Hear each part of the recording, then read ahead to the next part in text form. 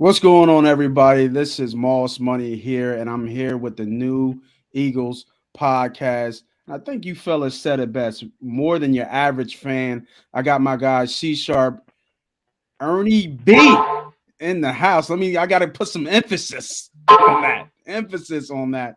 For Bird's Eye View Eagles podcast. What's going on, fellas? What's going on, Moss? What's going on, Ernie B? I love the tag sign for my man Blake Ernie B. Let's get it. Yeah, he was Look, pretty man, proud of that earlier. He was telling me, I was like, yeah, he was like, yeah, check this out. Check this out. Oh, I had to. I even pointed to it. I had to show him. I was like, hey, man, like, you see me? Oh, well, hold on. If I can get that figured out. Do you see me? Yeah, right. I see you. I see you. So a lot of stuff has happened. Well, I guess a lot of stuff, but a lot of Eagles fans getting uneasy. And I think we're all here to debunk it, go through it, ease the tension that's out there in terms of what's going on. And I think the biggest question, at least for me personally, but I think is a relevant question is, Howie, your move, right? Like what's the next move for Howie going on? So I know you guys have, how you're gonna break it down and go through each one. I'm gonna stick with you guys for a little bit, then bow out of the show and let you guys take over. But Sharp, I know you wrote the monologue, what we're going to talk about today. So am I starting with Howie ever since the combine ended, or do you want to, do we want to get in the thick of it of Eagles talk, or we want to go back and rewind and let it all unpack of what the Eagles saw or did or rumors or whatever at the combine and then work our way up? I wouldn't. I didn't anticipate. I think we should start with the combine because, to be honest with you, I didn't anticipate Howie Roseman tagging anybody on our team. So I don't understand why fans are getting up in arms. Chauncey Gardner-Johnson was not going to receive the tag. It's simple as that. $14.4 million, all guaranteed. There's no cap manipulation involved with a franchise tag. So him not getting tagged does not mean he's not coming back. It doesn't mean he might not leave. It does mean that he's probably now going to hit the market in terms of someone else is going to be able to talk to him and maybe offer absolute top of the market money. But it doesn't mean Howie doesn't have a plan. So he wasn't going to tag any player on our roster. Okay. So what I think off that, let's just talk about the combine. Any kind of surprises, anything that shocked you or any wow. Obviously there's some players that helped themselves a little bit. Ernie, I'll switch to you. Ernie B, my bad. Ernie B. I'll switch to you. Give us your kind of takeaway from the combine and what you saw. Well, I think the combine really displayed how athletic certain position groups are in this class as opposed to previous years. And I don't mean that by just running fast, but just big, fast, strong guys that are at the top for various reasons. A guy that didn't test is Jalen Carter due to his reasons that we talked about in the previous podcast, but he would have been an off-the-charts tester. Christian Gonzalez showed out. He did what he was supposed to do at his size. I think the combine really just showed us this year that this draft is very unique.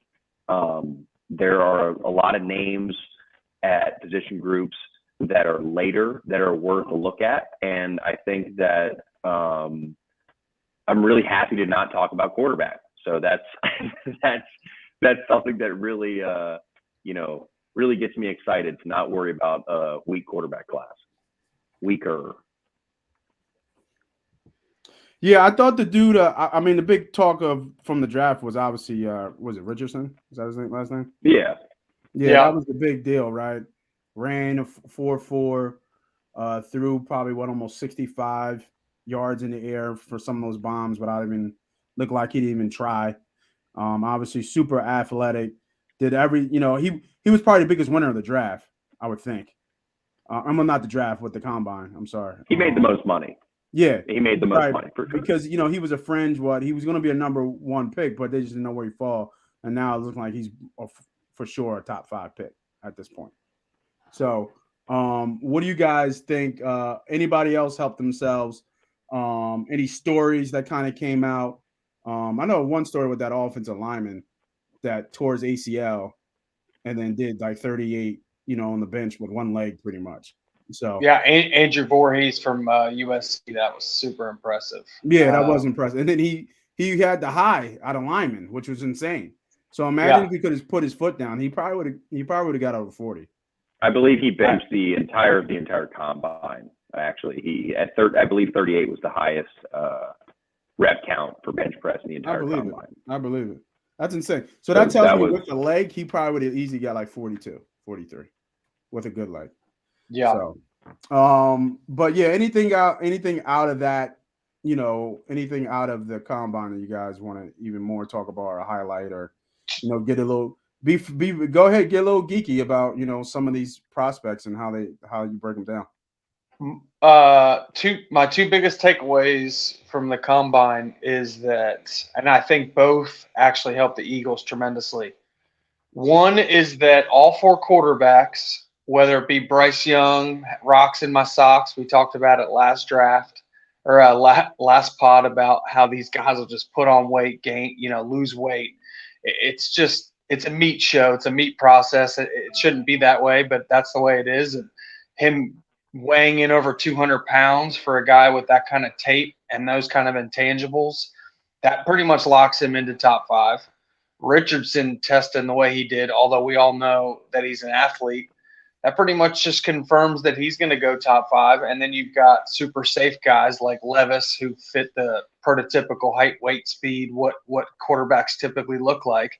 And then you've got Stroud who, when it comes to ball placement, like when you watch him throw, it's not about did he complete the ball, it's dang, like that ball wasn't ever off like the wrong shoulder pad. So it's just 4 clean quarterback prospects in their own regards, and that's good for the Eagles. If 4 quarterbacks are going to go in front of the Eagles, that means another position group's going to fall. And I think the cornerbacks, not the quarterbacks, but the cornerbacks were the stars of the show. There were so many guys that ran 4.3s, 4.4s that were 6 foot, almost 6 foot, over 200 pounds, pushing 200 pounds. And that's just an incredible leap from where we've come in the cornerback classes of the previous years. The cornerback classes this year it's the best I've seen and since I've been doing this. Yeah, I completely agree. I know a couple people went up. I think what was the guy? It was a guy from Maryland. I don't even know if he was even good. Deontay Banks. Yeah, he jumped up a lot. I thought there was another kid. I thought it was like I forget where is the other kid. I think it was a South team, but I forget. Fuck, what was it? I forget. But but I agree. There's a couple names. DJ Turner, Michigan, 4.23. That's some show me speed. Darius Rush, South Carolina. At his size was an exceptional performance. Running Darius Rush, cornerback at South Carolina. 6'2", ran a 4.38, I believe. At 198 pounds, almost 6'2", 33-inch arms. He played wide receiver in high school. He went to South Carolina as a wide receiver. The Eagles had 2 picks in the first round. Maybe they can, go ahead and take best player available at 10 and wait for 30, or maybe one of the best corners. Christian Gonzalez, I know he doesn't have the best tape in the world, but in terms of just athletic metrics, you're talking about a guy that's off the charts from a cornerback perspective. You're talking about a Marshawn Lattimore level athlete. Agreed, totally. Yeah, I was kind of iffy about was it Pac-10, right? Yeah, Pac-12, but yeah, he's just height weight. He's just height weight speed, and height weight speed, but he comes from cold weather, so that's positive. Yeah, I was just a little worried about the Pac-12 corner because who didn't we take a couple? We took was it Washington out there, right? Sidney Jones. Yeah, Sidney Jones Washington. Yeah, coming off an Achilles injury though, so that was kind of I don't be completely honest with you. I think Sidney Jones would probably still be starting in the league if he didn't have that Achilles injury. That was also a gamble pick in the second round. That was a luxury pick rather. I thought we took another Pac-12 corner. Douglas was West Virginia, so I believe that was big They were probably Big East at the time. They took no. No, he actually came. He actually is an okay pro. I forget who. No, was he his didn't. name. He just got paid by Green Bay. So I mean, Yeah, he actually Douglas came into his own. It took him some time to develop, but he actually came into his own. Rasul Douglas. Yeah, Rasul Douglas, and he out of West Douglas. Virginia. I believe he was a third-round pick. He was third. Yeah, he was a third-round pick. I thought we took somebody else high in the Pac-12, or there's been a run of Jalen Pac-12. Reagor. I mean, I don't know. There's been a run of Pac-12 corners that haven't been that good. I mean, Washington used to be a staple. Used to love corners coming out of Washington, but I think the last couple ones haven't been that good. But I can't remember. I can't remember some of their names. I thought McDuffie played okay last year for the Chiefs. So Caleb Farley's been okay. Marcus Peters went to Washington, right? Who? Marcus Peters. Yeah, he went to Washington. Yeah. Who's the other corner? Who's the other corner that went to Washington that just recently got paid? It was McDuffie, Caleb Farley, Sidney Jones. Caleb Farley was Virginia Tech. No, not Caleb Farley. Elijah Molden. Wasn't he? Well, Elijah Molden was Washington. They both went to the Titans, right? Elijah Molden went into the Titans. Yeah, I get those two confused. I don't know why. That's height, weight, speed, guys. Yeah, I believe so. Don't give me the line. I'm not gonna act like I know. So I just know about kind of like Eagles across the league. Yeah, I probably won't be able to stick with you boys from that. But I just try to avoid scouting the front of the jersey too much. I'll be honest with you. I've learned that the hard way. There's a story for every player. Programs do have tendency. There's no doubt about it. And you can usually look at colleges, and especially if there's a certain position coach that's been there for a long period of time and cranks out a certain player, then you can be specific on that. But I think anymore with cornerback, you're just looking for traits, right? I mean, we have Darius Slay, we have James Bradbury. Those are guys that push for all pro. Well, any Eagles fan will know they've had their bad snaps where they get beat, right? And it doesn't always take an all pro receiver to beat them. So I think when it comes to corners, you're just looking for guys who have traits to tackle, whether it comes to length and size, and then you're looking for recovery speed. If a player doesn't have length and recovery speed, they better be extra special. So I just think this class has a lot of guys that you can mold. I think there's a lot of Darius Slays, whether that's a Devin Witherspoon. My comp for him is actually Darius Slay. A Darius Rush, who we talked about, converted wide receiver. My comp for him is a Trayvon Diggs. Some people don't love Trayvon Diggs for the Dallas Cowboys, but I'll tell you right now, he's a top 10 corner, and every general manager in the league will tell you that. So there's going to be a lot of corners in this league that are going to be worthy of a top 30 pick. And so I think the Eagles are in a perfect spot to totally let James Bradbury walk. And I just like where Howie's sitting with corner. Makes sense. We were talking earlier about how this defense is going to look, what Howie's next move is. I'm assuming that the combine, there wasn't any big surprises, but enough to get some buzz going. And obviously that's where, GMs and owners and coaches start talking and divvy up, for trades and, different kind of movement behind the scenes, getting ready for free agency or anything. Anything around that. Anything else from the combine from a takeaway perspective before I think we move on to get into the nitty gritty of what Howie, Agent Howie's going to do.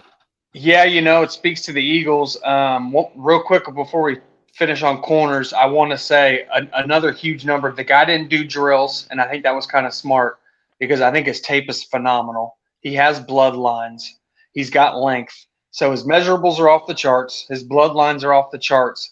And it's kind of a Justin Jefferson quality here where, man, the guy showed up to the combine. Remember, everyone talking Justin Jefferson slot only. Well, then he ran a 4.42. And then all 32 GMs were like, well, maybe he's not a slot.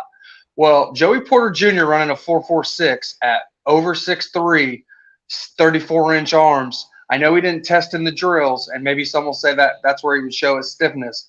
But him running a 4.46, that just shows that at his length, he can press and then trail. And he might not be 4.3, but it's going to be hard to throw it over top of him because he's going to be within range at 4.46. So I think in the cornerback class, like again, Gonzalez, Witherspoon, Rush, I think there's 5 or 6 guys that are worthy of going in that first round. And I just wanted to touch on Joey Porter Jr. And then my second point of the combine, I don't know what we're going to do with TJ Edwards. I do kind of think he might be one of the guys that takes a team-friendly deal, a little bit slightly below market to come back just because he just loves the city, fits the team.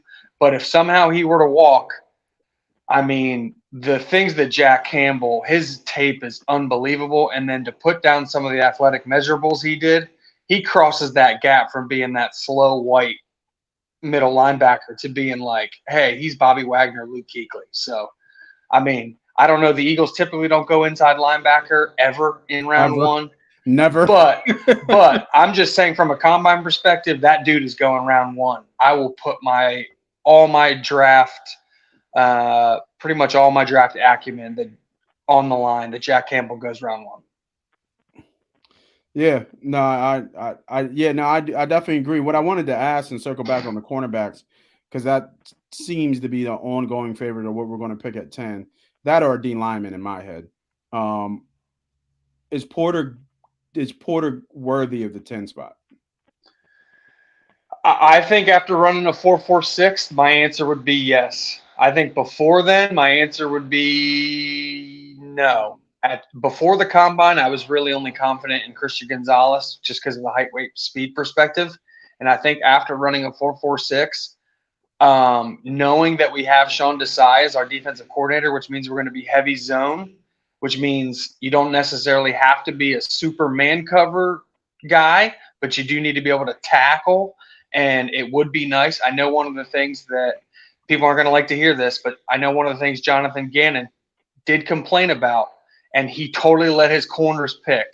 They were allowed to play press or off, whether it was zone or man. He gave them discretion. And James Bradbury chose to play off more often than press because he lacked long speed. And I think 4.46 is long speed. So I think Joey Porter Jr. could actually be an upgrade to James Bradbury. So to me, pick number 10 if he's there. Sign me up. I like it. So, guys, I'm going to let you guys go ahead and talk about Howie moving forward.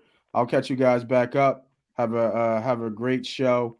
And I can't wait to I'll be listening on my way about what you guys talk about with Howie's next moves, man, because I think you guys can chat it up and really hit off each other. So I'll sign off. For everybody watching, make sure you guys give these guys a follow. Bird's Eye View is coming soon. All right, fellas. See you, Moss. See you. Ernie B.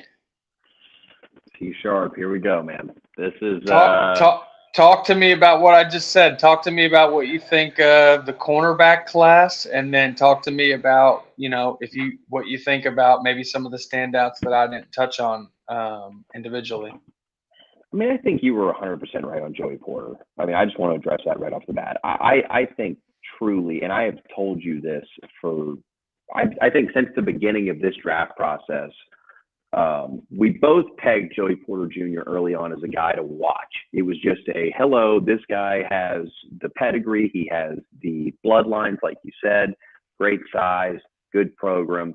We're going to watch a lot of Ohio State football, so I'd like to watch some Joey Porter Jr., a lot of Big Ten, a lot of Power 5. Let's see what this kid has.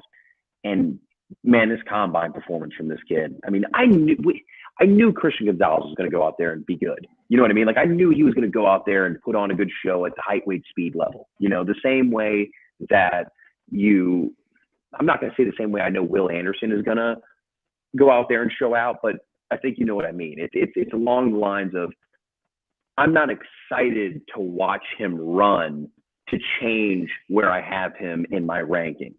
Joey Porter Jr., I needed to see him run. I needed to see him run the 40, see what he could do. The vertical that he put up, I mean, he really just showed out. Deonte Banks, that guy made himself some money.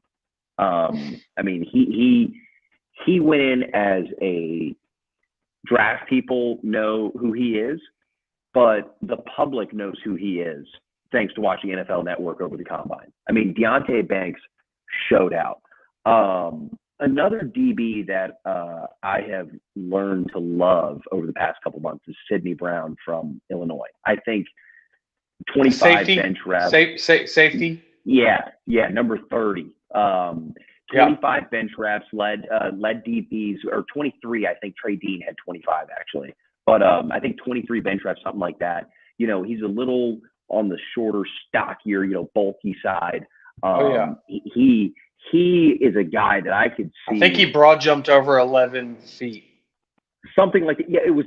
He had a great combine performance, but I look at Marcus him and his brother Chase Brown. They're super freaks. Yeah. The Canadian Super Brothers. They really showed out. But I think he could be a great upgrade to Marcus Epps on the strong side safety position. I really think that's a name that we have to start watching, because if they bring this guy in for an interview, I wouldn't be surprised.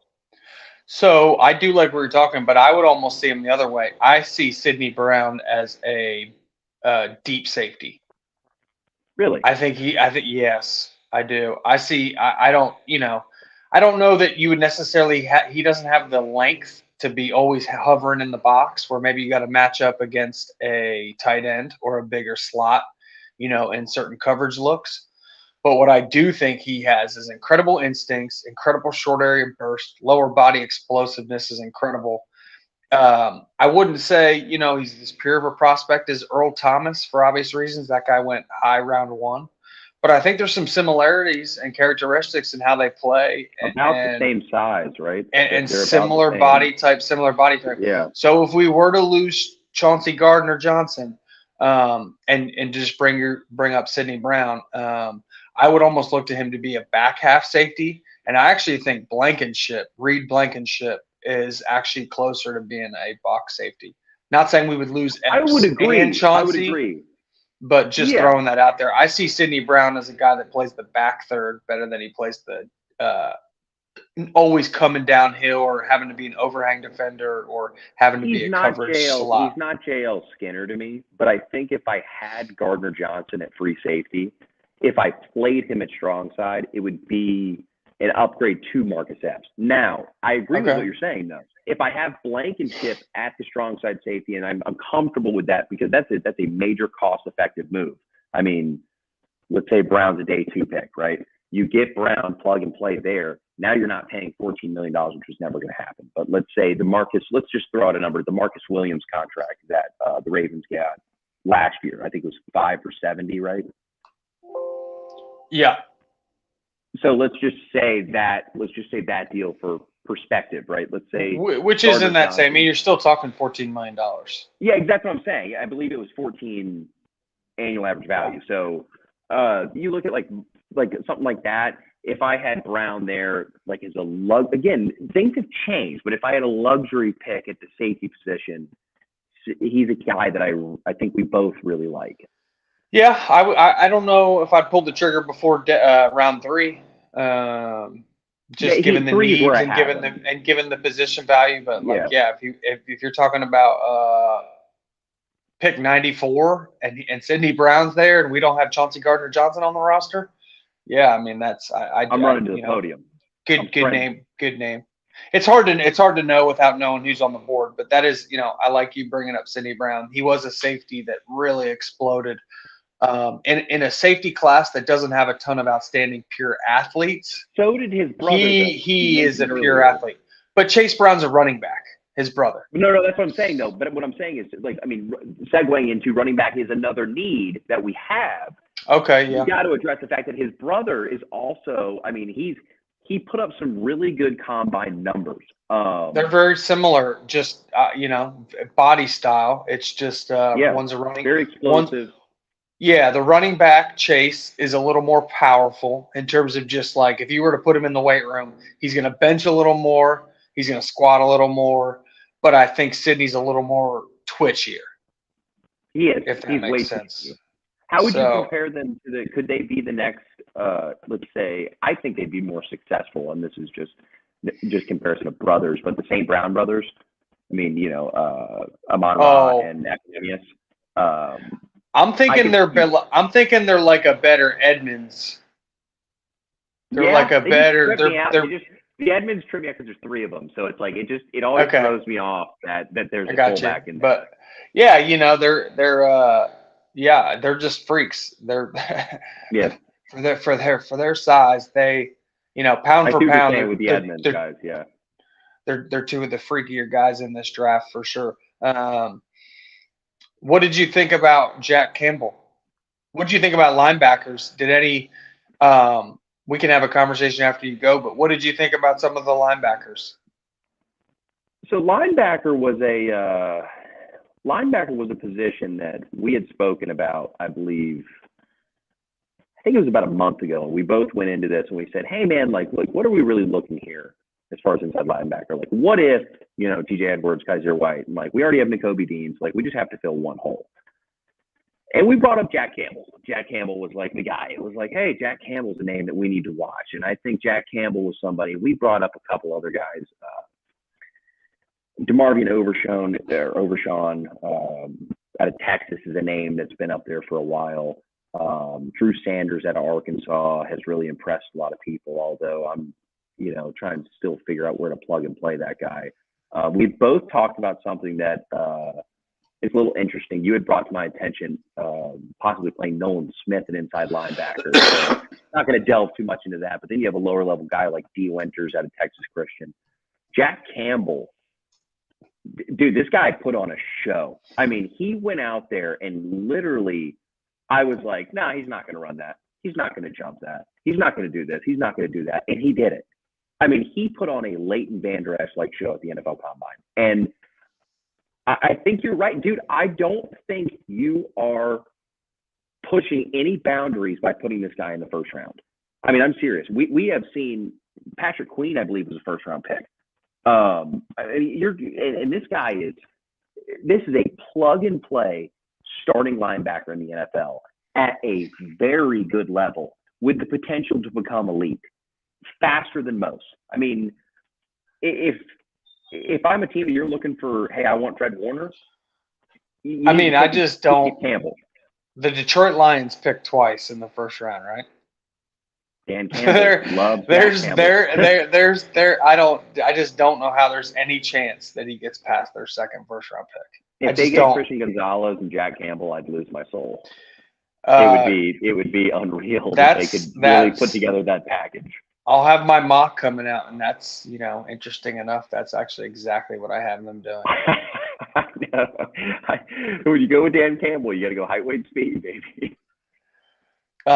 Which actually breaks my Eagles' heart because it's like, man, those are two guys that I would love for the Eagles to get. But I do want, and I mentioned it up earlier when Moss was on. The Eagles don't ever take off-ball inside linebacker round one. So as much as I like Campbell, it would have to be in the oddest of circumstances at pick 30, where Howie broke trends. But I want to ask you this. Now, here's a good question, and it did segue well from Sydney to Chase. Here's an interesting question. Say for whatever example we lose T.J. Edwards, and say, which I think you and I both do, and I think a lot of people do. I don't think this is any surprise that Miles Sanders probably isn't getting retained. Say we landed one of our top corners, pick one at 10, whoever it is, it's one of the top guys. So we got corner, and then come pick 30 and Jack Campbell and Jahmyr Gibbs are on the board. You're Howie Roseman. We didn't bring back TJ Edwards. We didn't bring back Miles Sanders. Which direction are you going out of those two? So I've actually got I've got a couple numbers pulled up here from this year's franchise tag, and I put this into play here because of the Miles Sanders talk. Tony Pollard, Josh Jacobs, and Saquon Barkley were all franchise tagged this year. They are making $10.091 million per year. Now, in perspective, when you hear the name Saquon Barkley or Josh Jacobs, you go, that's a bargain. You hear Tony Pollard, post-injury, let's say no injury, good price. We're not going to pay Miles Sanders $10 million. We're not going to pay Miles Sanders $9. We're not going to pay him $8. We're not going to pay him $7. It's when you look at what you're going to pay Jahmyr Gibbs at pick 30, compared to what you would pay to another running back. My question is, what I want to ask fans, and this is a little bit of a thing that happened last year at the deadline. Little Alvin Kamara smoke. All those fans who wanted Alvin Kamara, go watch Jahmyr Gibbs. Because it's he's better than Alvin Kamara. I actually don't love the Alvin Kamara. I think I do in a certain sense, but so my thing is Jahmyr Gibbs transferred to Bama to be a star. Alvin Kamara transferred from Bama to get time.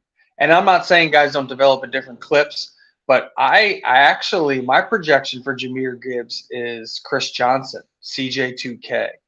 I actually think he's a little bit bigger and a little bit stronger than Alvin Kamara with just blistering speed. So I think you're looking at a guy that can be an absolute game breaker. Right, than Kamara. That's what I'm saying, which that brings in Chris Johnson. Chris Johnson was that 4.30, 4.29. I think Chris Johnson might have a half step on Gibbs. But when I think the Kamara comp is just a lazy one. I think when you look on tape, Jahmyr Gibbs is literally Chris Johnson. Just now football has transitioned to where they utilize the running back on third down as a pass catcher. If Chris Johnson played nowadays, he'd be out there flexed out in the slot too. And so I'm just thinking in my mind a scenario where we are running 21 personnel with Jahmyr Gibbs, Kenneth Gainwell, Jalen Hurts, Antonio Brown. Not Antonio Brown. Sorry, AJ Brown and Devontae Smith. Yeah, I don't know why I said that. Was a total brain fart. Sorry about that. Devontae Smith, and then all of a sudden teams are lulled into putting a linebacker and safety out there, and then all of a sudden we're flexing out Gibbs, and it turns into 11 personnel, and now all of a sudden Gibbs is in the slot running vertical against the safety. So when people say, maybe Bijan Robinson's a little early, at 10, I could see that. Eagles probably don't do that. But at pick 30, if Jahmyr Gibbs is there, I love Jack Campbell. But just, the way the league is trending, I don't know how the Eagles could pass up Jahmyr Gibbs. It's funny enough. So how is Campbell as your in your rankings? So Campbell is my 13th overall player. Jahmyr Gibbs is my 15th overall player. So to me, they're so close overall that I'm just in a league that just leans offense. I think we could get TJ Edwards for I guess almost basically annually what the running back tag is. I think we could get TJ at maybe $10 million a year ish, and then draft a Gibbs. And for people that say that's not total contract control or something that would be of great value to the team when they're about to pay Hurts, having an RB1 under control for 4 or 5 years is about as good as it gets. The 5-year control is big, and that's being expressed. Yeah, the fifth year would get a little expensive. Anytime you're going to take a 5th-year option on a first-round pick, that player is no longer quote unquote cheap. So, but you don't always have to pick up the 5th year. So I look at it as your guaranteed cost certainty. It's the option. It's the Correct. 5th-year option that makes it important. That to me is what is the leverage as to why you look into a Bijan or Jahmyr Gibbs in the first round. That's why you look into it, purely from the same reason why Seattle takes a risk on Anthony Richardson. You know what I'm saying? Or in perspective, it's the 5th-year option for any position, in my opinion, for that first round has shown to be an advantage. You know what I mean? Like when it comes down to time, it's in your back pocket. You have that ability to where you can maneuver certain numbers around and do what you said. What you cannot do with the franchise tag, which is more of a last minute move.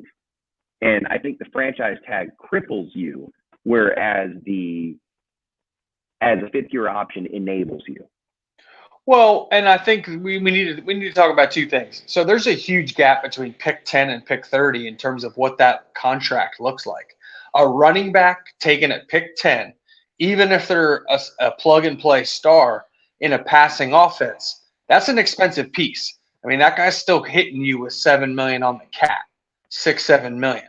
So that you're not saving a ton of money as to maybe what a Sanders could come back on. So when you look at it from that perspective, I totally get where people, even though Bijan Robinson to me is a 7.0, which is an all-pro level prospect, I could see where, we're a passing team.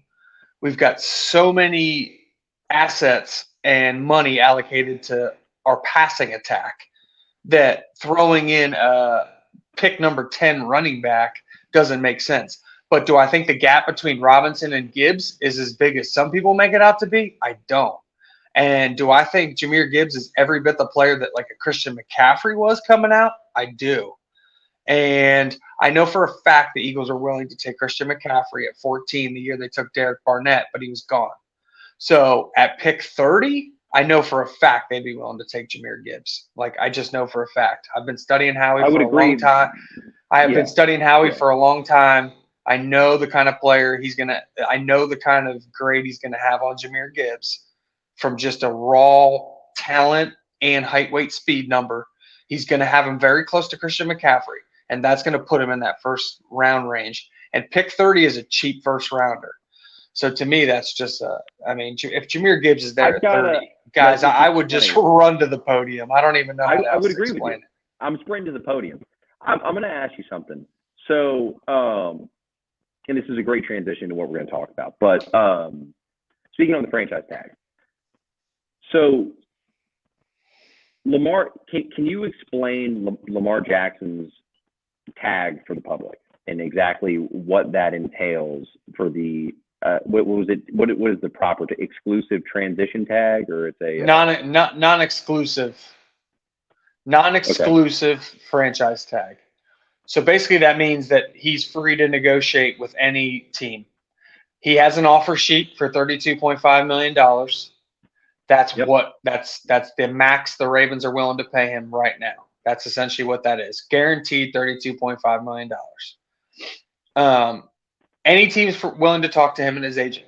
If he comes back to the Ravens and says, I have a more competitive offer, the Ravens can either match that offer or the team that made the offer has to cough up 2 first-round picks and gets to and essentially executes a trade with Lamar Jackson. That's how that works with the non-exclusive franchise tag. So essentially, he's basically a restricted free agent, but free to negotiate with other teams. And if another team is willing to match his salary demands, which I have major doubts about, then obviously he's gone. But again, I have major doubts. He seems to be unwilling to come off this Deshaun Watson type contract. And you can call it collusion. And I don't think the media is spinning it right from a perspective of it's not collusion to screw over Lamar Jackson. It is collusion to make sure that Jimmy Haslam and the Cleveland Browns can't set a precedent that just made no business sense. And so they're basically it just sucks that Lamar's that next guy that's trying to force the owner's hand of getting a fully guaranteed contract. And basically, yes, all 32 owners are coming together and they're saying we're never doing this again, regardless of the circumstance. And so Lamar's just learning the hard way, and he doesn't have an agent. So here we are. And that's C Sharp hitting the nail on the head there, 100%. I think it's really funny though, because if we look at, so AAV is an acronym that we're going to use here for probably the next while. Lamar Jackson's AAV standing from the Ravens is 35 million or 32.5. The tag is 32.5. Yeah, they have put reports out there that they've offered whatever. I think it's 40 million a year guaranteed on like a 3-year structure. So let's look at some recent quarterback deals that have gotten done. I guess let's start off with Derek Carr. Annual average value of $37.5 million. It is a 4-year deal in its base structure. Now, we're not getting into anything too crazy contractually here, but like from a value standpoint, how do you see that? I mean, I'm not sure what the Saints. I'm not sure what the Saints are doing. Is what I would say. From a business perspective, big picture, I have no idea what the Saints are doing.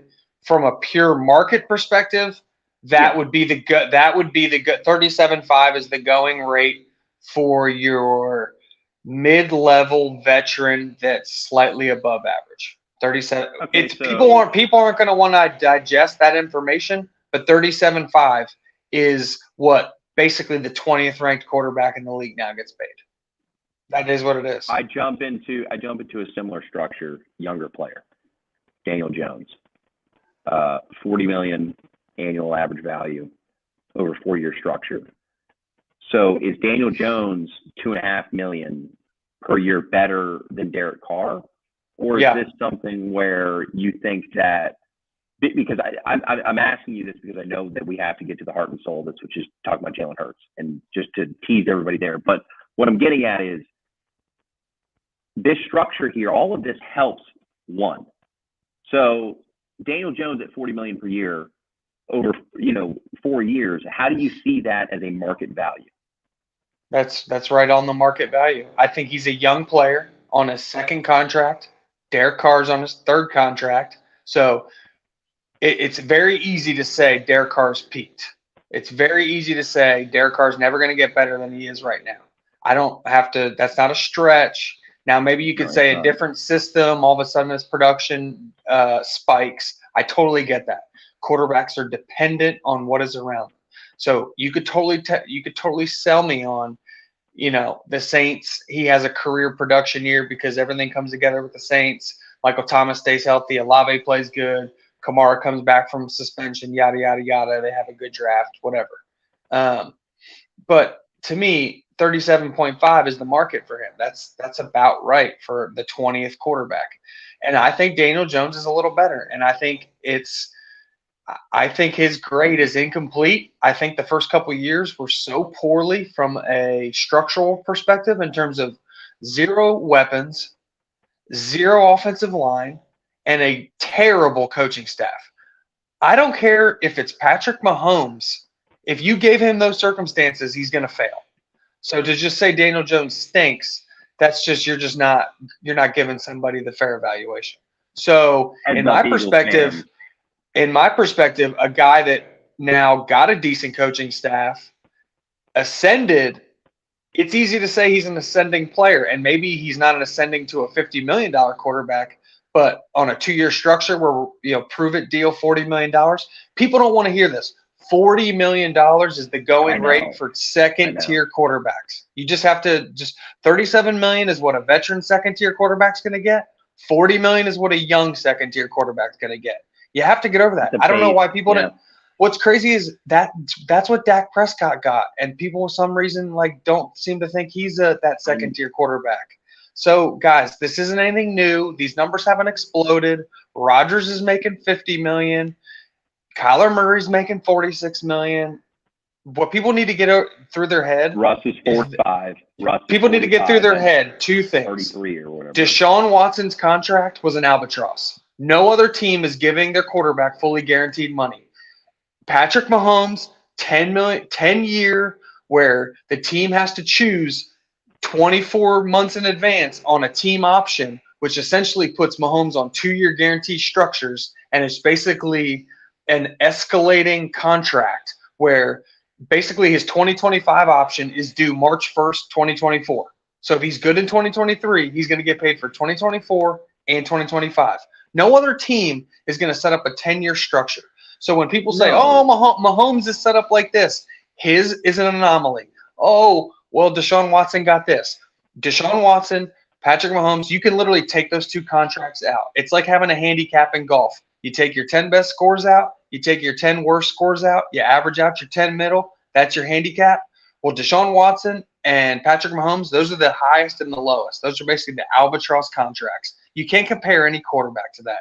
You literally have to go off of, Kyler Murray, $46 million. He got more than Josh Allen, who got $43 million. So when we're looking at Jalen Hurts, just get ready for 49 or 50 or 51, because that's where we're headed. Actually, so funny enough, we got to touch on one more name here, and then we'll get to Jalen Hurts. But I was actually going to bring up Josh Allen's contract as the most comparable deal to where I think we're headed towards a structure-wise. 6-year, you don't think a 6-year? I mean, something around there could be. I think 6-year could work. I think 6-year could work for Howie, but I think 100% Jalen Hurts is going to be making more than Kyler Murray and Russell Wilson on average. No. I'm not talking about annual. I'm not talking about annual average value. I'm talking about structure wise. Like just like let's talk. Numbers are blank here, but just from structure, I think that Josh Allen's contract, the way that it's set up, is not the Patrick Mahomes. It's not the casual Daniel Jones. We're committing with a little bit of extra commitment with minimal freedom. It's a. I don't see Howie structuring it the way Daniel Jones contract. I actually don't think that'll be. No. I'm talking about Josh Allen. Josh Allen. Yeah, sorry. I don't think I don't see that structure being similar to what Hurts gets. Okay. Now let's go ahead and ask. I mean, annual AAV. What is Jalen Hurts worth for you? 49 to 51 million. If he wanted to give the team a deal, he signs for 48 to 49.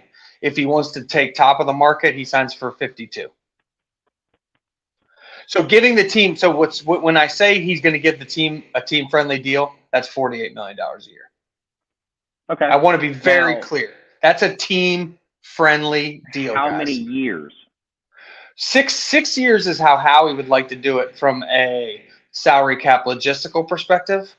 Quarterbacks typically only want to do 3 to 4 so that they can, keep getting more guaranteed money. So I think most longevity within the NFL. So I mean, So I think, like I said, no one's going to get the Mahomes deal where he's on a running 2-year contract where the team has to commit a year before. Like that's too good. Like that's the perfect contract for the team and the player. Yeah. The player gets 2 years in advance, and the team gets to always convert his team bonus into a roster bonus, lowering his cap.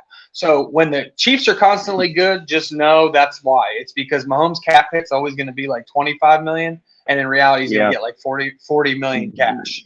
So with the constant ability to acquire their backup. So they're just going to essentially his deal is going to get restructured annually. That's basically how it's going to work. It's going to be the bank of Mahomes. A note that I missed on earlier is that I wanted to make about Lamar Jackson. So let's take Lamar Jackson out of the franchise tag conversation. There were 5 players franchise tagged this year as opposed to last year's 9. So that is a drop off, which to the people would show that owners are more competent about their finances now, because franchise tag is not the right thing to do.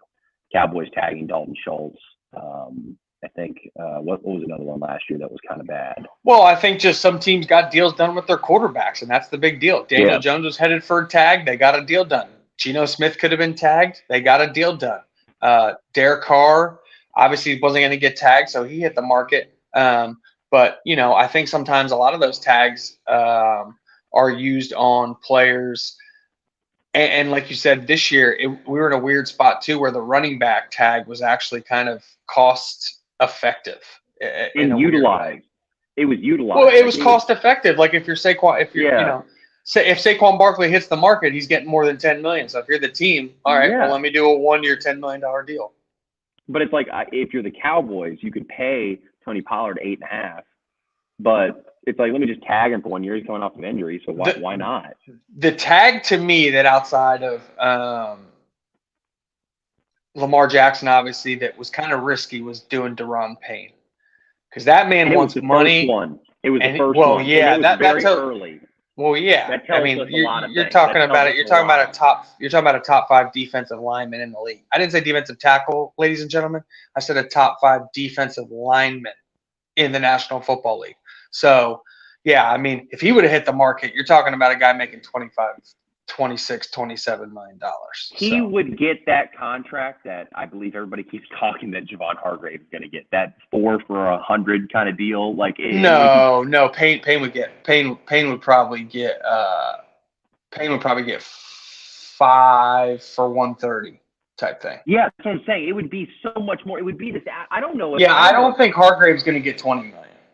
I don't think he does either. And like everybody No. keeps hinting to that, and it's a weird number. So first off, Hargrave's 30. Second Yeah. off, he's a decent run defender, but he isn't a true two-way player in terms of he's not an above-average run defender. He's an elite pass rusher and a serviceable run defender. Deron Payne is an elite pass rusher and an above-average run defender, and he's about to be 27 years old. So, like, when you're talking about contract structure, one guy's going to get $25 million if he was on the open market, and one guy would get about 18. Like, if just to put those two players in perspective, there would be about a $7 million gap. But I don't think we can afford $18 million for Javon Hargrave, unfortunately. No, we can't. And that's a perfect example of getting into why. So I'm going to quote, well, not quote, but I'm going to go ahead and shout out my guy Jimmy Kemsky for the Philly Voice. Put out before any other beat writer, before any other Philly media did, that there was a suspicion that Chauncey Gardner-Johnson could walk in free agency, whereas a lot of people were saying that he was a lock to come back. There were franchise tag rumors. Me and you both knew right off the bat the franchise tag was not an option. But let's talk about why the franchise tag was not an option, because there's one thing that has not happened yet that Howie Roseman is known for and has done so much, and that is a contract restructure. 3 guys that we've talked about. And I guess one thing, C Sharp, I want you to kind of talk about here is just kind of explain the depth that goes into kicking the can here. And Lane Johnson, the Bank of Lane, we should go ahead and start using that because that's a real thing. The Bank of Lane Johnson is a real thing. Darius Slay, and then Jake Elliott. Those are 3 names that have been brought to my attention about restructure possibility, and I'm just curious what you think about that, and let the people know kind of what restructuring is. Yeah, so essentially restructuring is when you take a very inflated base salary and you turn that into a roster bonus or a signing bonus, and essentially add dummy years to a new contract. So it's essentially an extension, but it's really a 1-year restructure.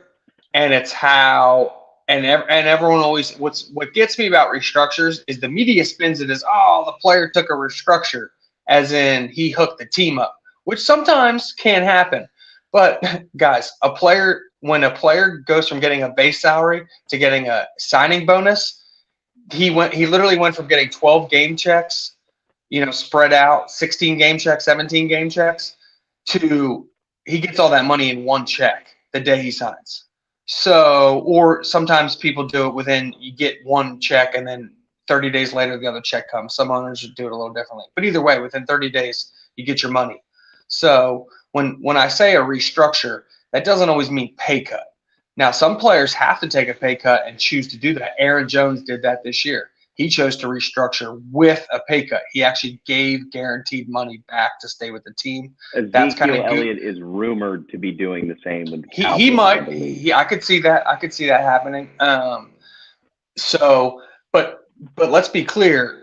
When you do that, you also accrue an acceleration of guaranteed money. And what that does is the second that player is done playing, whether it's trade, retire, you cut that player. All of that dead money that you have been pushing down the line to free up cap space now. Essentially what dead money is cash already paid to a player that has yet to hit the salary cap. That's what dead money is. So when owner is stuck with a tons of dead money on a player, it's usually because they restructured it a bunch or they just made a bad contract. We've seen that with Carson Wentz. Alshon Jeffrey. We've seen that with Alshon Jeffrey. Yeah, and so I want to be really clear, when we start restructuring, we've already restructured Lane Johnson's contract 5 times. That's correct, 5 times. This would literally be the 6th time Lane Johnson has had his contract restructured, which means he's going to now be pushing dead Howie Roseman in order to free up money to sign a Chauncey Gardner-Johnson. What that essentially means is he's doing credit card spending. He's basically taking equity out of Lane Johnson's contract, robbing Peter to pay Paul. And what that does is Lane Johnson is going to eventually have dead money into 2028 and 2029.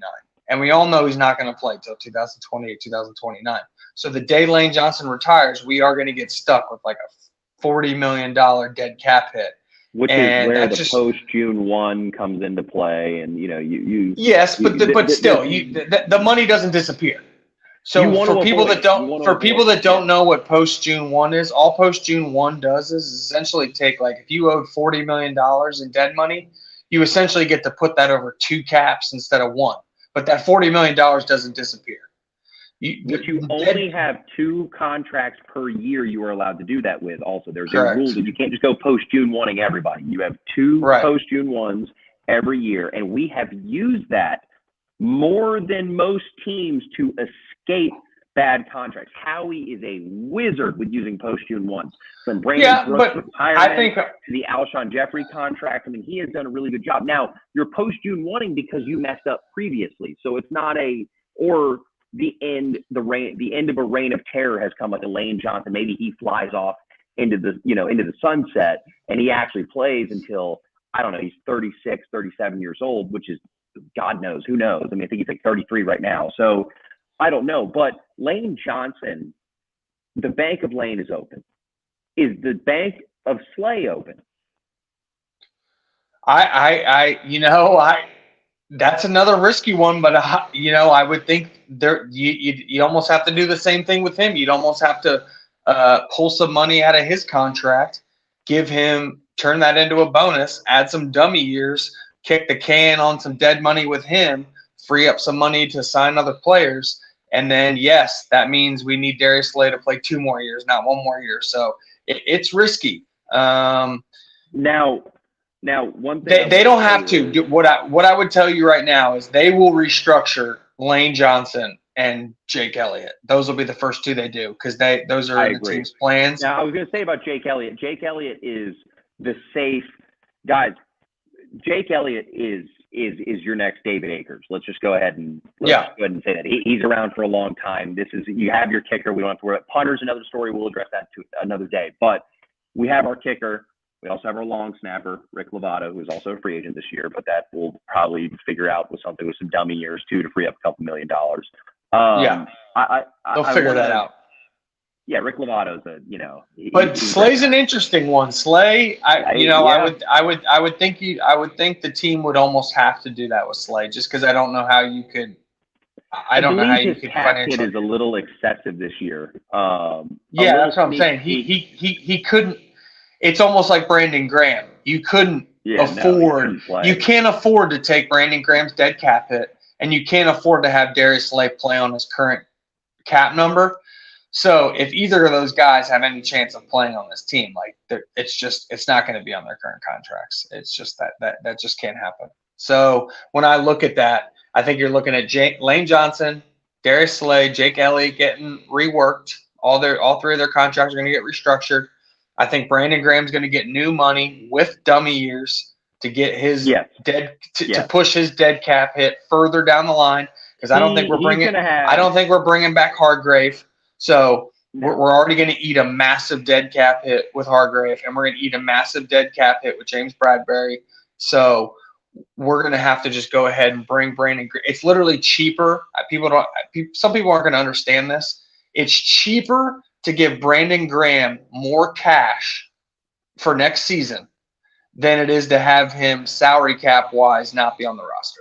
I know sometimes that doesn't make sense, but that's just how it works. It's going to be easier to give him new money than to not pay him. One thing me and C Sharp have set up is we do have a salary cap analyst coming in to explain a lot of this stuff. He's a lot better than I am with it, but speaking on C Sharp, but our salary cap analyst is a wizard when it comes to this stuff. So he's going to break down a lot of these numbers a lot more hardcore and really get deep down into what we're talking about and explain how he can maneuver. Because guys, he's going to maneuver. He's going to pivot. He's going to move. He's going to do what he's got to do. And it's just, you got to be patient. You got to be patient. I was texting this guy last year on the opening of the legal tampering period, and I was like, what the F are we doing? Blah, blah, blah, blah, blah. And then we get Hassan Reddick, and I said, huzzah! Like, you know what I mean? I was like, yeah, we made a move, we did something, you know, blah blah blah. Yeah, I mean, I think we need to be clear. This year's going to be way different. So we don't. Yeah, We're not. We're not bringing in big free agents. That's not happening. No, and that's kind of what I was getting at. Is this season is last year was such a ride. You know what I mean? That this off season is so crucial, and that what we're talking about in these numbers around the league and within the team, guys, you got to understand this is really, really, really big for the future of the Philadelphia Eagles, because Howie Roseman and Jeffrey Lurie are going to do everything that they can do to avoid the 2018, 2019, 2020 slump. Yeah, they ran it. Their problem that year, they learned they're not going to do that. They ran it back with too many old guys, and they extended guys into their third contracts, and it backfired with Brandon Brooks, Alshon Jeffrey. They brought back Deshaun Jackson. They drafted for specific needs instead of just following their board. They got out of whack. That's never going to happen again. They both have learned. They both have openly said they got out of whack. So that's why we had faith. So that's why I think you've seen what happened this year. Howie wasn't going to slap tags. He wasn't going to be in a rush to extend people mid-season like a Javon Hargrave and be strapped into next summer season. And yeah, it might hurt. Some said it was an all or nothing season. We might take a step back next year. We might have to roll out a bunch of young kids and new faces. We might not win the Super Bowl, but we might be competitive. But maybe we weren't the bet. Maybe we do take a half step back. But I think this season of letting some veterans go and recouping comp picks and focusing on young guys that we groomed the last draft this offseason and focusing on this draft and putting some rookies out there. Like, it's just this. It's time. It's just time. It's time to turn the roster over. Let me ask you this: Chauncey Gardner-Johnson played the whole season. Is he on this team? Yeah, no, because I don't know. Because if he played the whole season, he's probably first team All Pro, and then he probably wants Derwin James money, which is $18 million. So then I'd say no. All right. But then maybe he gets tagged. If he's first team All Pro, then maybe he gets tagged. So I don't know. You see how crazy. But that's how life. But that's kidney, man. A lacerated kidney. I know, but people, fans, most fans side with the player in terms of ride or die with my player. The player's laying it on the line. So people don't want to hear this, but Howie Roseman is going to use the lacerated kidney against Chauncey Gardner-Johnson. So just if that's your favorite player, just know he's going to literally look him in the face and say, you couldn't make it through the season because of your size. And Chauncey's going to say, him and his agent are going to say, are you kidding me? I fought back for the lacerated kidney, and Howie's literally going to look at him and say, yeah, but you're 200 pounds and you fly around and you're not that big. And that's why you lacerated your kidney, because you're trying to tackle guys 220 and you're 200. And it's true. And it's true. The analytics say, is that they're going to. And it's true. And so fans don't like hearing that, but that's Howie Roseman's job. He works for Jeffrey Lurie. He works for the team. And as fans, sometimes I wish you would cheer for the name on the front of the jersey a little bit more than the name on the back of the jersey. And you just got to ride with the team and not always with the player. And hard decisions got to be made. And you can always find guys in the draft. Everyone thinks, oh, we can't find another Chauncey Gardner-Johnson. Chauncey Gardner-Johnson wasn't a top 10 pick in the NFL draft. He was developed. No. So you can find you can find another Chauncey Gardner-Johnson. So I love the guy. And that's nothing against the player. I love the guy. If we could sign him back for $14 million, I'd be all for it. But there's going to be hard decisions to be made, and not everyone's going to come back. And if he nets us a comp third or a comp fourth, I'll be happy. It's business. It's business. And at the end of the day, guys, just so you know, that whole little debacle that just happened was directly at me, because I am a diehard Chauncey Gardner-Johnson fan and have texted this man about it since the day we acquired him. So that was right at me and those in my camp. But yeah, man, I mean, you're right. You're right on all of it. And the gypsy in me won't let me lie to myself and say that, he's here to stay, because I see the writing on the wall. And I love the player, like you said. I think he grew up a lot in Philadelphia, and I think that he showed a lot of versatility. And I think that he's going to go get himself paid. Now I do too. I just keep thinking the Bears are going to pay him so much money, and they're going to put Brisker. Miami is my weird, like him and Holland and some kind of like I don't know. They've been Really? With Poyer. They've been flirting with Poyer a lot, Yeah. man. Like, Okay. and I'm kind of like, all right, well maybe I see Chicago. They have so much money, and if you put him with Brisker, I think that would be better. I just think Miami's like a weird. He's from Florida, like. Oh, I see what you're saying. Miami seems like. I'm saying if there's any team but Miami can't contractually, they can't afford to pay him $16 million. So we need to be clear. No. The Bears can. But Chicago can't. So if any team's going to be like, hey, here's Derwin James money, come anchor our defense. I think it would be Chicago. You think Detroit would? They have Kirby Joseph. He played really well for them, right? Last year he had a good season. Yeah. See, I don't love the. I don't. Never mind. No, Kirby played pretty well. Now Gardner Johnson. I like our chances to bring back. I want to be honest. I like our chances. I think we're literally 50-50. Maybe even 60-40 that we bring Chauncey back. So I want to be really clear. Is this a situation where is this a Jordan Hicks situation where we say what's their offer and then get back to us, or is this a we have an offer? Okay, so this is a. I think this is here's 3 for $40 million, 3 years, $40 million. If you can go get $16 million a year, more power to you. But here's our offer. And I think Chauncey will like Philadelphia, and I think if someone was like, here's 3 for 42, he'd come back to us. But if someone's like, here's 5 for 75, he's gone.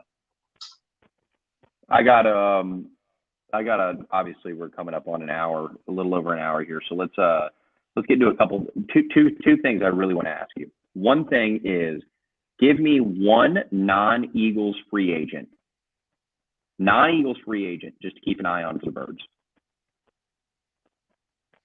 Non-Eagles free agent. Well, man, what's hilarious is I text him to you. I mean, it's going to be the Buckeye in me, but I text him to you in the process like a couple weeks ago.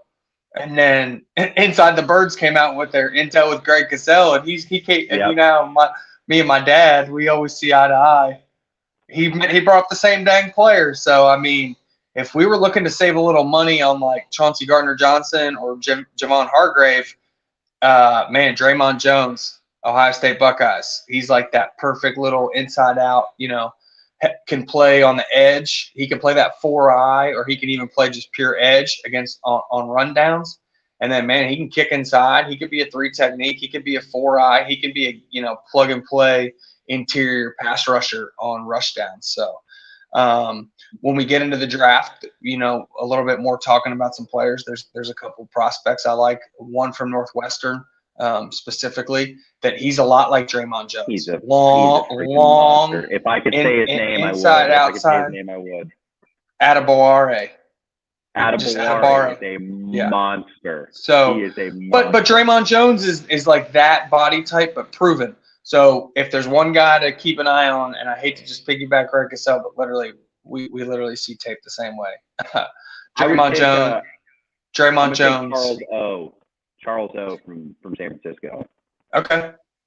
That's the one that I'd put, just to not piggyback on Draymond, because Draymond is like 100% like the guy that I see, like it makes so much sense. It's not even funny, just because like fit wise.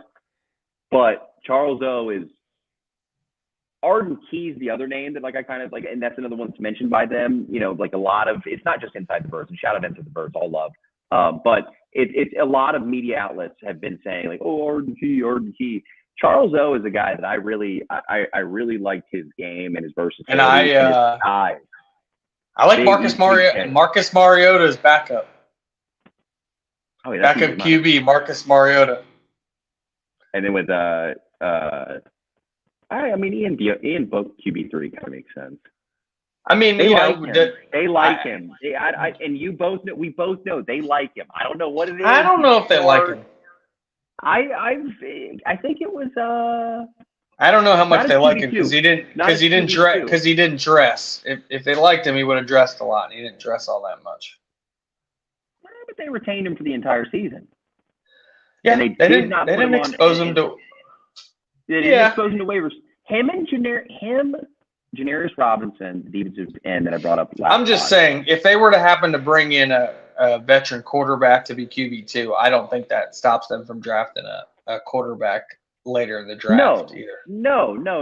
But I think Book is a lock to come into camp with a shot. That's just the one thing. It's like they always have certain guys that they're going to bring in just to give a look at. And I think that the Book, Sermon's one, Janarius Robinson's one, Josh Jobe is another one that I think they're going to take a pretty decent look at as far as like, hey, can you make the move from special teams? Because I think Josh Jobe is a better outside corner than Zach McPherson, but we're not going to get too deep into that.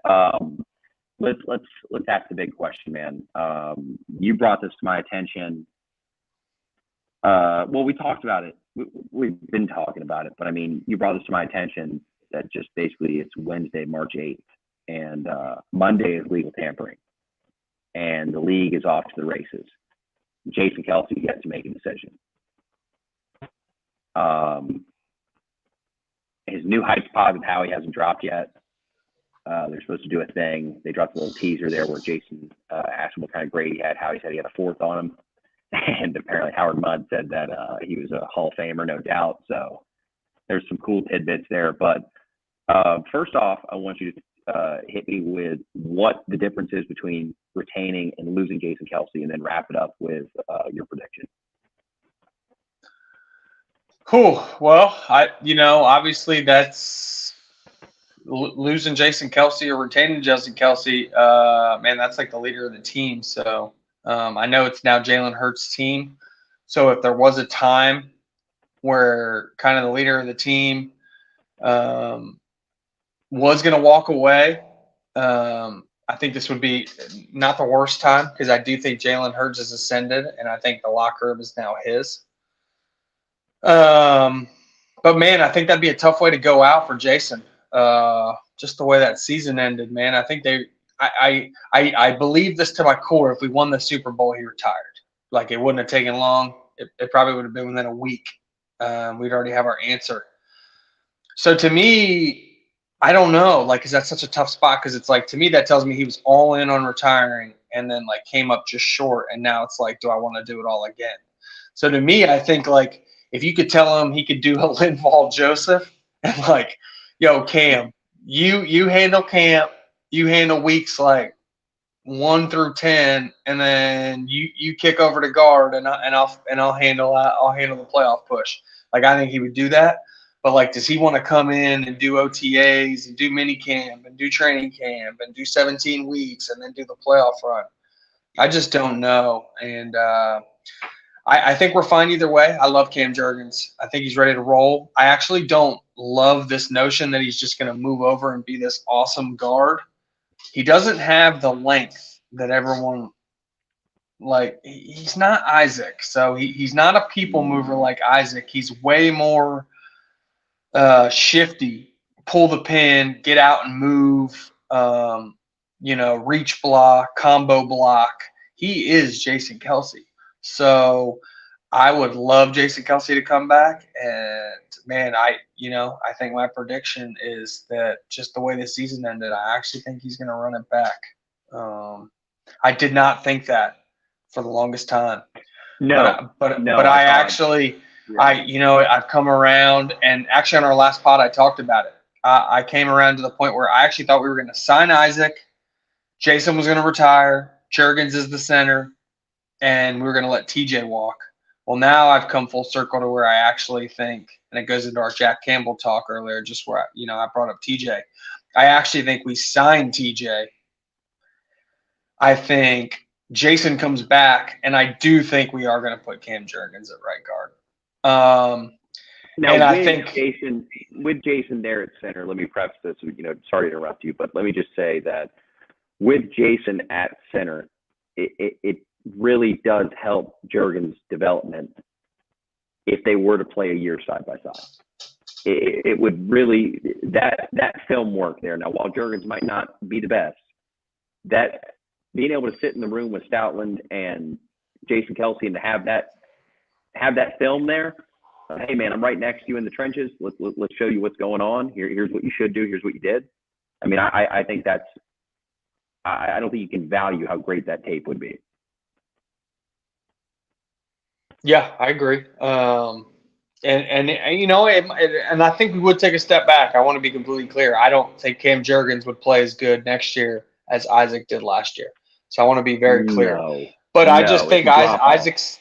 Isaac's going to get paid where we're not willing to go, and that's just where we're at.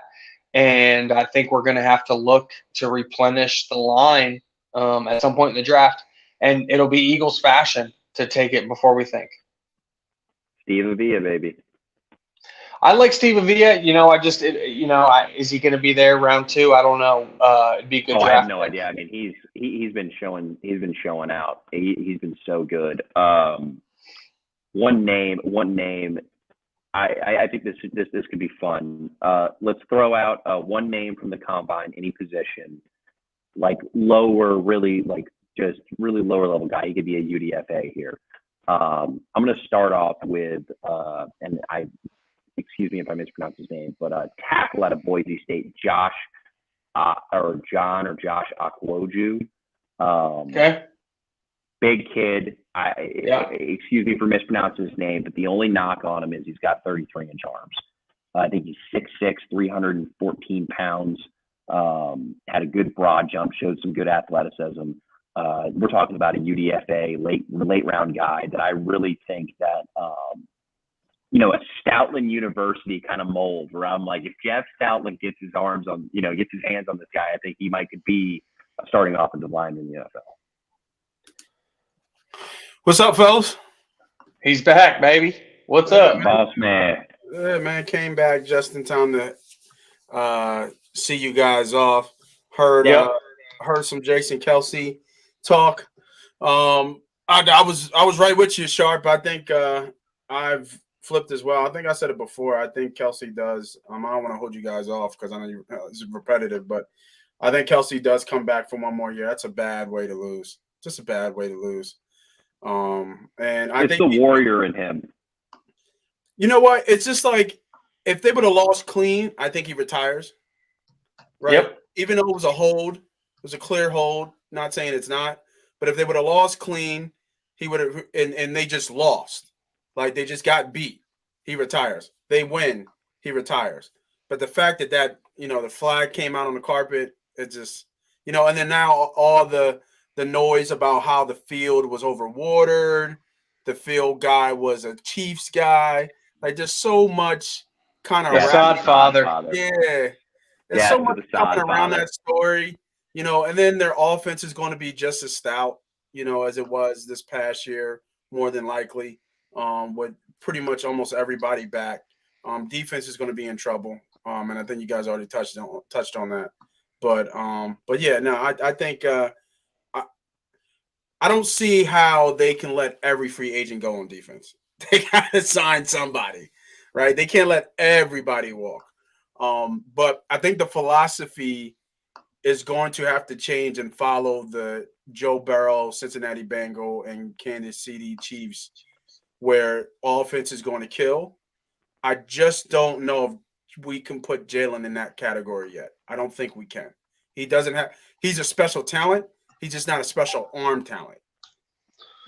So what do you feel about us talking about how we both love Jahmyr Gibbs if he were there at pick 30 and kind of doubling down on giving Hurts weapons? We don't love Bijan at 10 because we don't think the Eagles would invest that much in the running back, but we think Gibbs at 30, just how much value that could be. We just think that would be like, our defense had trouble anyway. Like, might as well just start out scoring everybody. And honestly, I'm not 100% sure if we've ever taken a running back like in the top 15 ever.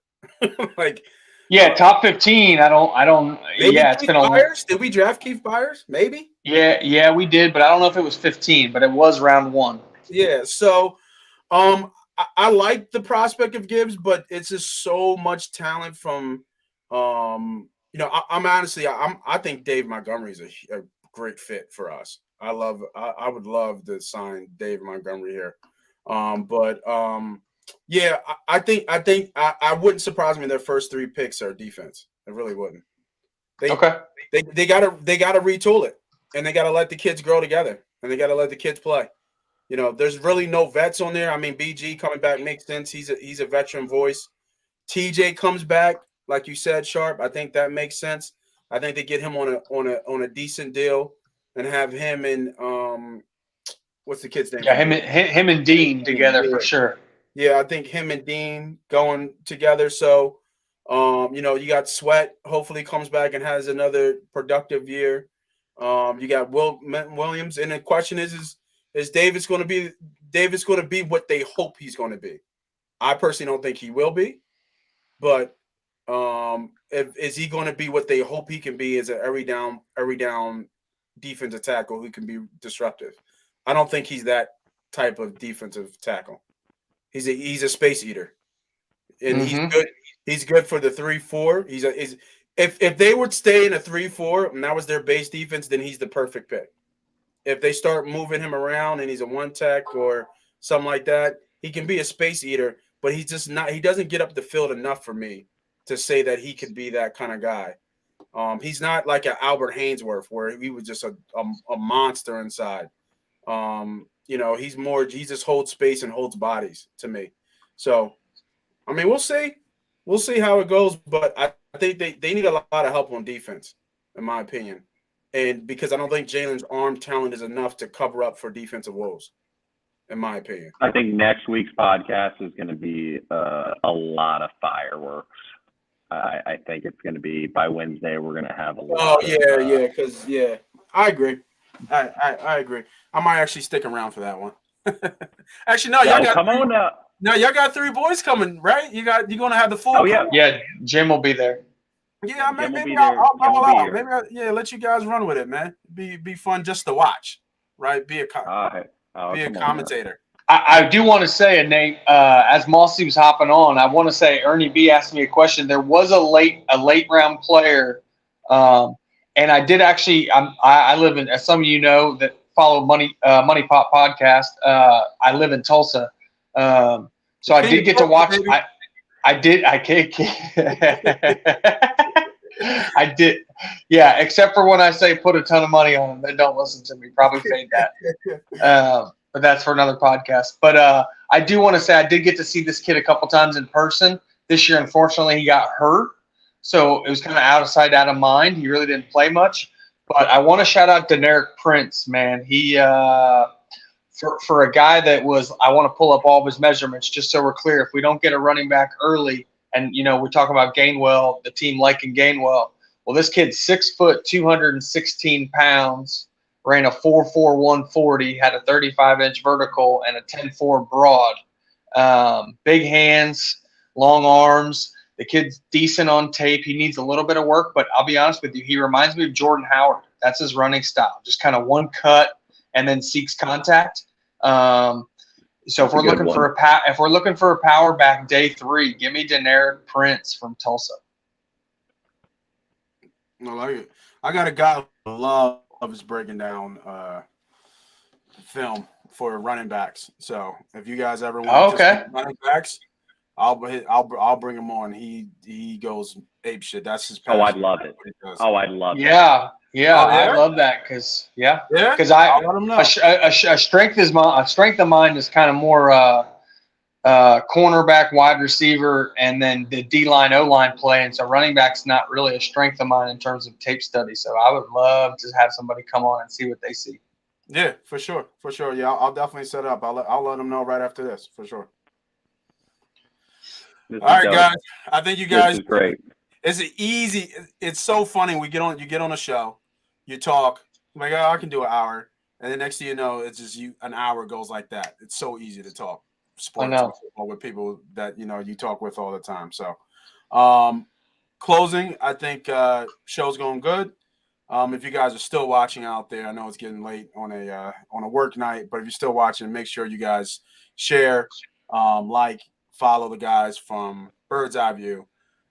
All the stuff is coming, right? This is the beginnings of what a podcast looks like, and slowly but surely, I'm pretty sure these guys are going to be talking for a long time. So, for myself, Moss Money, C Sharp, Ernie B. Gotta say that right when you say that, Ernie B. I love it. This is Bird's Eye View. We will see you guys next Wednesday, 8:30 sharp. Get your popcorn for next week.